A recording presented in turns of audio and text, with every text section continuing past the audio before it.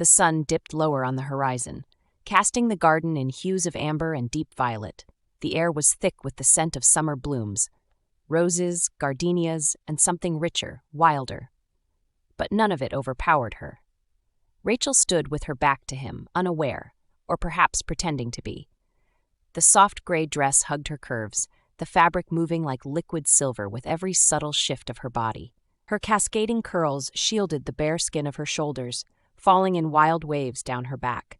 A quiet wind stirred them, sending a ripple through the stillness, yet nothing, not the golden light nor the picturesque setting, could soften the gravity of this moment. Lazarus inhaled, and her scent hit him like a gut punch. Lilacs, vanilla, chocolate, lavender. The combination was intoxicating, drawing something primal to the surface.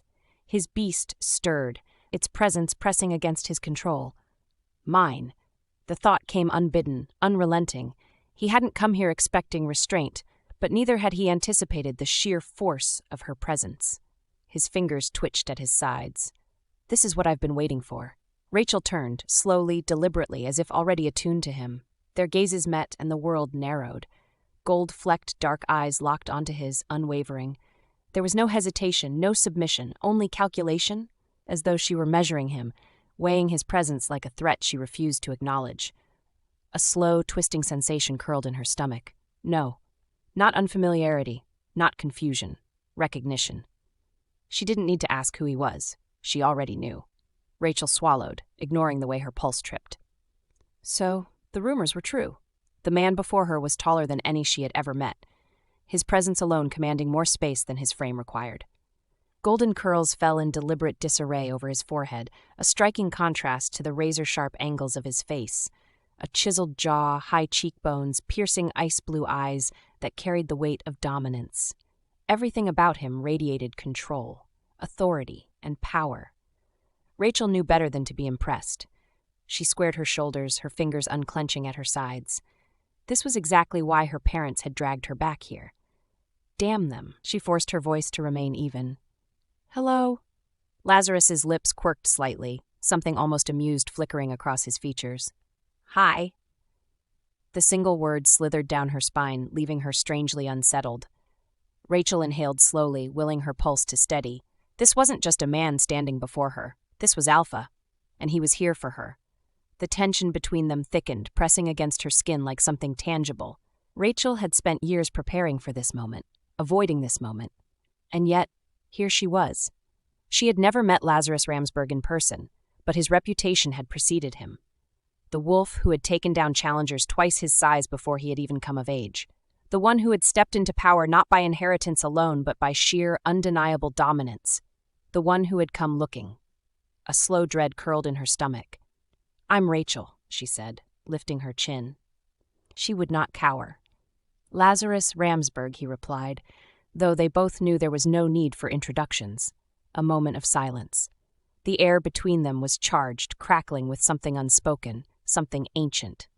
She could still walk away, but she didn't. Why are you here? She asked, though she knew the answer before the words even left her lips. He studied her with an unreadable expression, tilting his head slightly. Your parents thought it best if we met in person. Rachel exhaled slowly, pressing her nails into her palm to keep her frustration at bay. Of course they did. So the rumors are true, she said, voice level. His brows lifted, as if inviting her to clarify. That you've succeeded your father. His lips twitched. If you mean that I'm Alpha now, then yes. Rachel swallowed hard, frustration warring with something she didn't want to name. You're Luna shopping. Something dark flickered in his gaze. Not shopping, he corrected, stepping forward. Rachel held her ground, though every fiber of her being told her to step back, to put distance between them. He exuded a raw kind of power, one that demanded attention, commanded respect. It didn't matter that she did not have a wolf. She felt it. But she refused to bow. Then why am I here? She asked, sharper now. His expression didn't change, but something shifted in the way he watched her, as if he were waiting for her to catch up to a truth that had already been set in motion. You already know why, he said simply. The words settled in her stomach like ice. No, this couldn't be happening. Her pulse roared in her ears. I hate to disappoint you, she said, lifting her chin, but I'm not in the market for a mate. His gaze flickered with something unreadable, something dangerous. "Not shopping," he repeated, amusement curling at the edges of his mouth. The casual arrogance made her want to slap the smirk off his stupidly perfect face. "Then why are you here?" she bit out. His answer was simple. Absolute. "Because you're mine. I'm simply collecting you." Rachel's breath caught.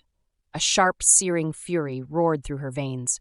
Her hands clenched into fists, her nails digging into her palms as if the pain might ground her. No, this wasn't happening. She took a deliberate step forward, tilting her head up to meet his gaze. He didn't flinch. "Listen to me, Alpha," she said, her voice quiet but edged in steel. "I don't belong to you. I don't belong to anyone." A slow, knowing smirk tugged at the corner of his lips. "Is that so?" "Yes." Silence stretched between them, thick and unrelenting. Rachel's pulse thundered, her body taut, every instinct demanding she run or fight. But she did neither. The evening breeze stirred, carrying her scent toward him again, and his fingers twitched at his sides as if resisting the urge to reach for her. Her stomach clenched. This wasn't over. It had only just begun.